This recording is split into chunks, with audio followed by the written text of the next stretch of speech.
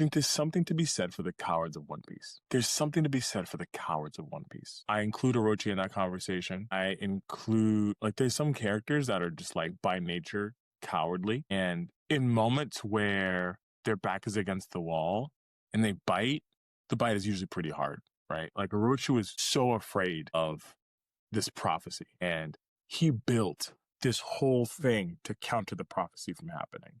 He strategized with a traitor for an insane amount of time, right? Like, it's just all part of his very elaborate plan to prevent his own downfall. And his paranoia proved to bear fruit. I think there's something to be said for the cowards of One Piece. I might even go so far as to say Usopp in that conversation, right? Like, Yeah, it was a coward. Like I would say, like he's not. Yeah, I would say a good scheming coward is somebody who's able to. I gotta feel like they have a better control on like the levers that they're pulling, and I want to feel that like oh their scheming is um the things that happen is a result of their intelligence and scheming, and I felt like the things that happened to Orochi was more the result of poor writing, um, than it's interesting. whatever he was displaying. I, Because I, I get what Oda was going for. I don't think it was executed particularly well. it's fair. That's fair.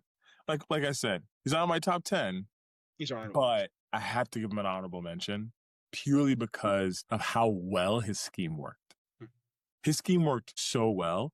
And like you said, right, his scheme worked so well because of other people not being privy to certain things. And I think not thinking through certain things, not taking him seriously. But once he was the man in charge, he turned the most respected man in that land into a fool.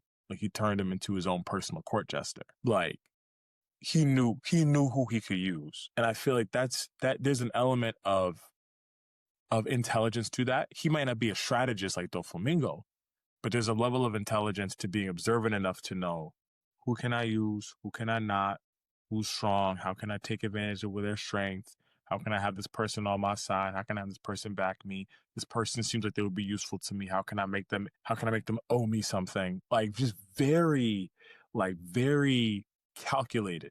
Now, he's not the smartest character in One Piece, not even by a long shot, but he definitely deserves an honorable mention for what he was able to pull off. I respect the Orochi's craft. I can understand how people feel differently, but I respect the Orochi's craft.